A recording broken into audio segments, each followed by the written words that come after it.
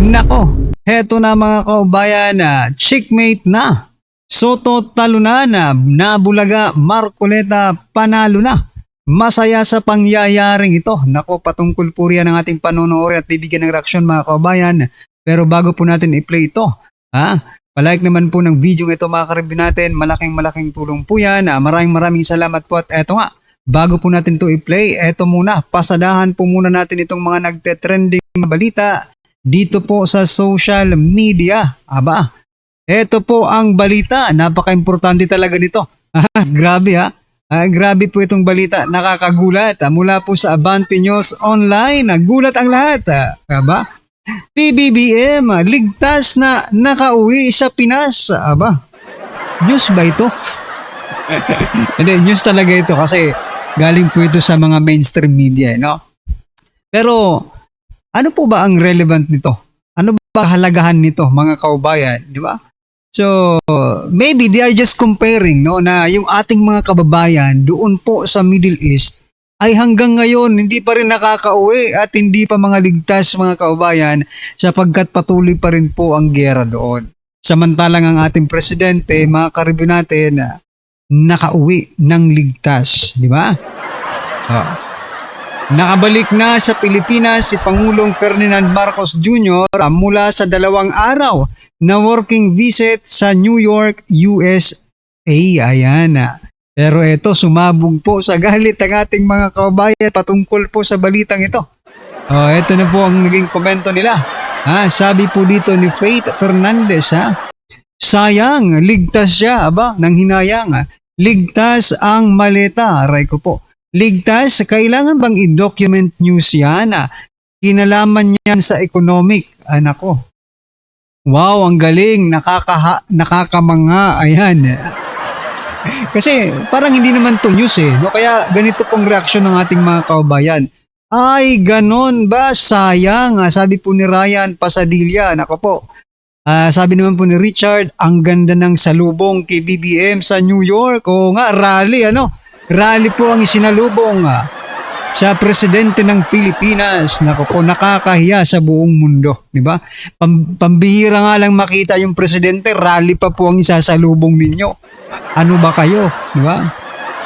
Ay, nagtanong po si Dennis Gomez, mga kababayan. Sabi niya po wala na ba daw sipon si BBM?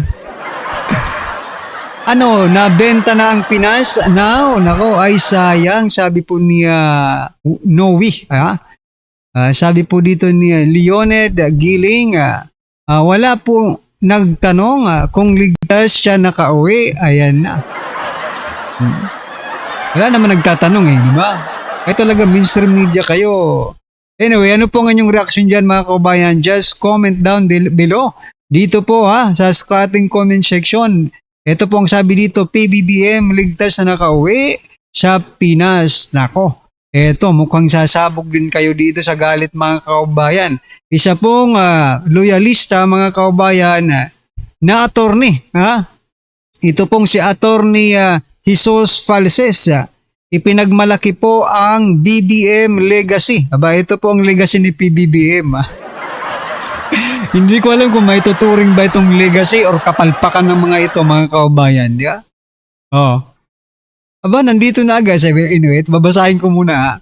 Sabi dito, Marcos legacy. Number 1, arresting Duterte. Number 2, resisting China. Number 3, impeaching Sara. Grabe itong mga legacy na ito. Teka lang. Diba, kapag sinabi mong legacy, pinagpoponduhan po yan ng kabandang bayan para maging totoo, di ba? Maging tawag dito, magawa siya, di ba? Kailangan may pondo yan. Yung pondo pala yung kaban pala ng ating bayan, mga kabayan, napunta lang dito sa tatlong ito. Oo, kasi legasiya, pag sinabi nating legasiya, pinaggastusan po yan ng gobyerno para magamit ng taong bayan, no? Pero iwan ko lang kung magagamit ito ng taong bayan.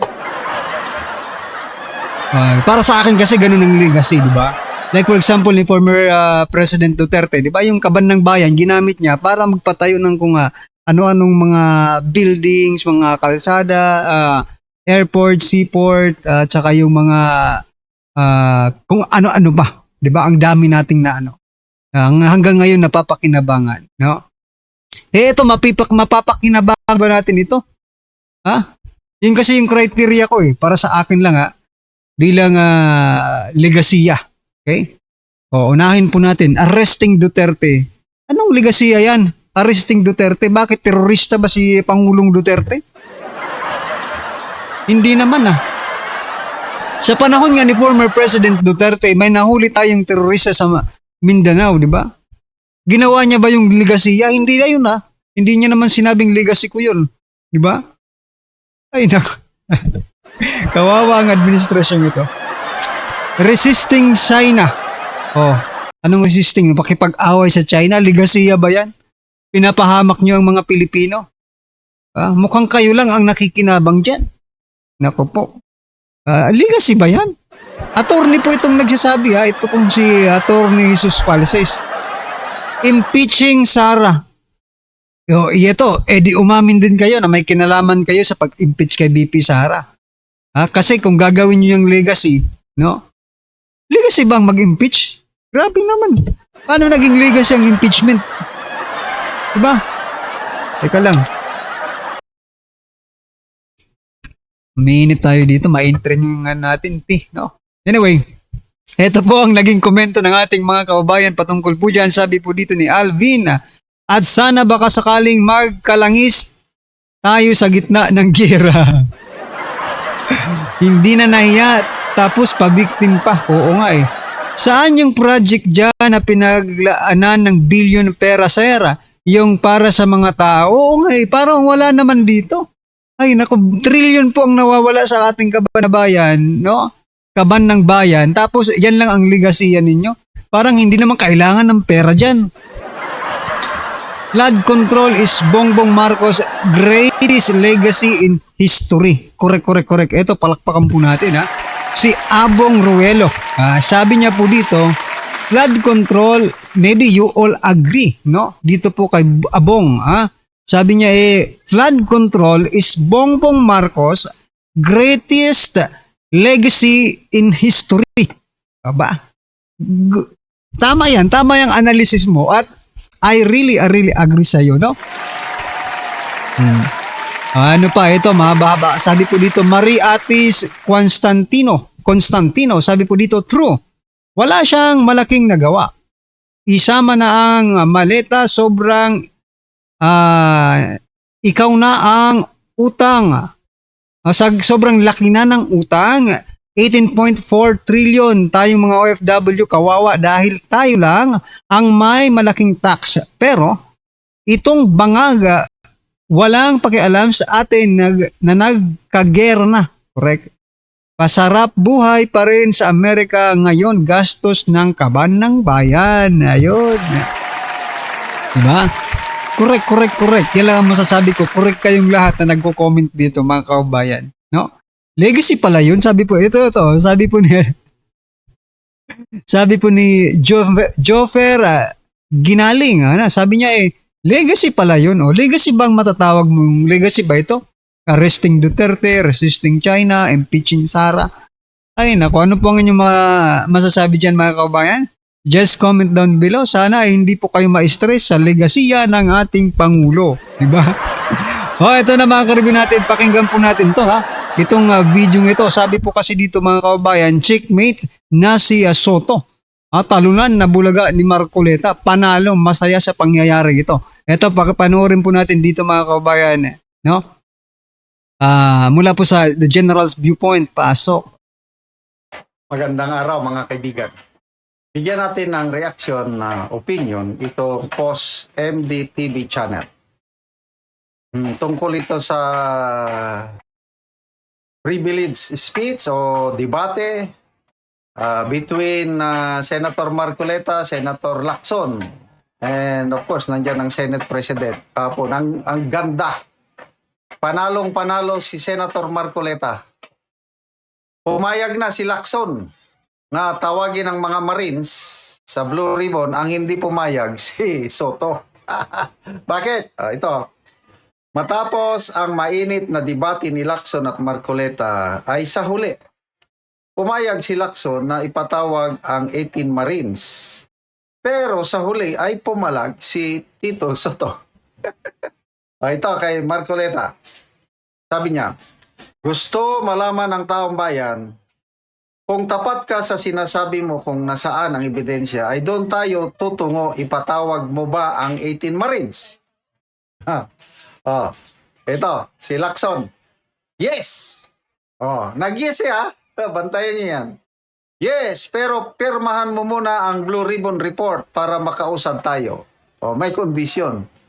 Palagay ko, pipirma si Senator Marcoleta kung ang kapalit ng perma niya is ipatawag yung 18 Marines. Kasi para makross-examine. Tito Soto, ito na. Wag! Maawa kayo, please. Huwag niyong patawag. Bakit?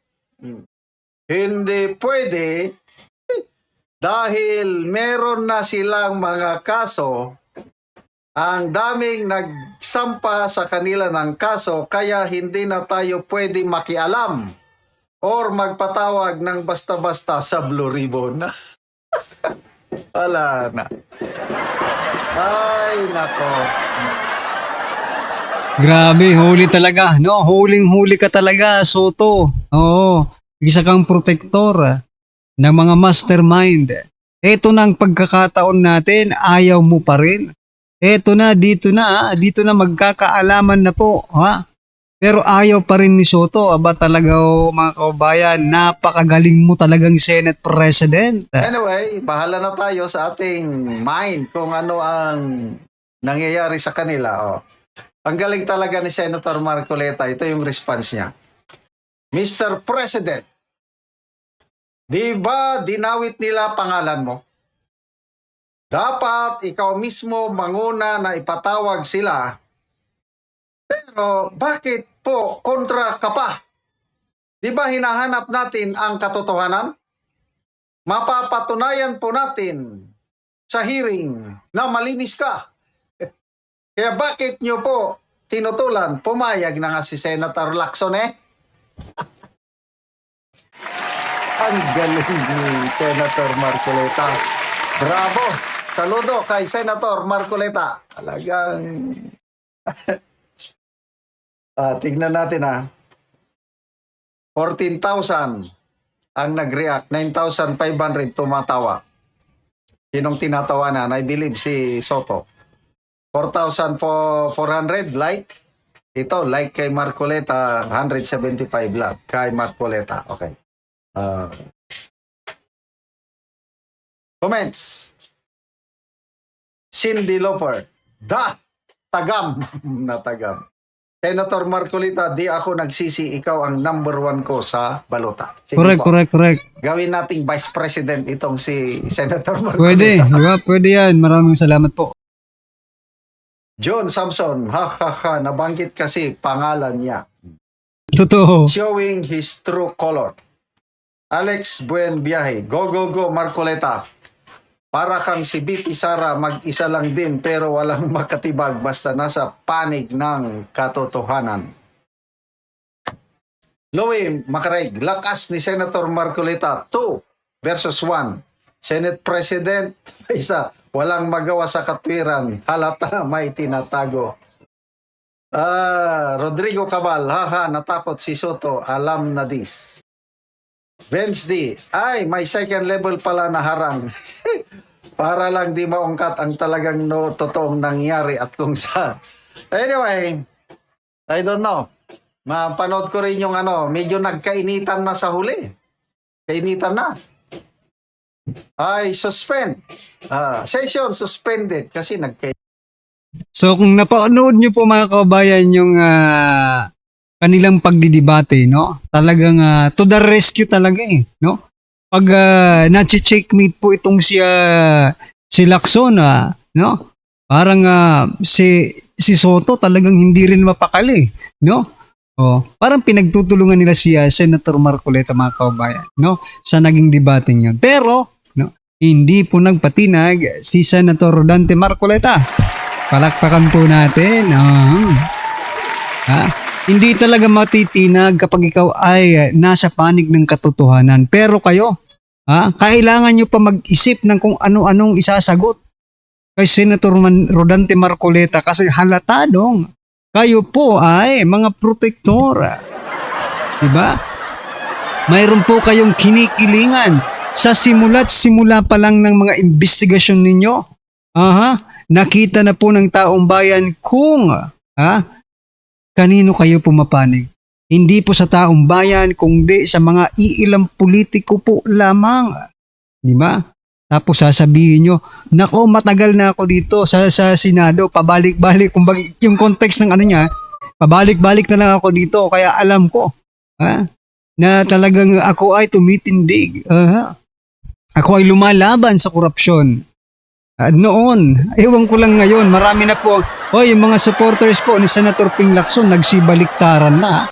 May nakikita tayong mga nagko-comment, sabi, noon daw, bilib na bilib sila kay Senator Ping Lacson, pero sa mga nangyayari ngayon sa flood control scam, nawalan na po sila ng gana dito po kay Senator Ping Lacson. And I think, ramdam din po ito ni Senator Ping Lacson, mga kababayan. Anyway, ano po ang inyong opinion, reaksyon patungkol po dito mga karibin natin? Just comment down below. At syempre, huwag mo kalimutang i-like at i-share po ang video nito. Maraming salamat po.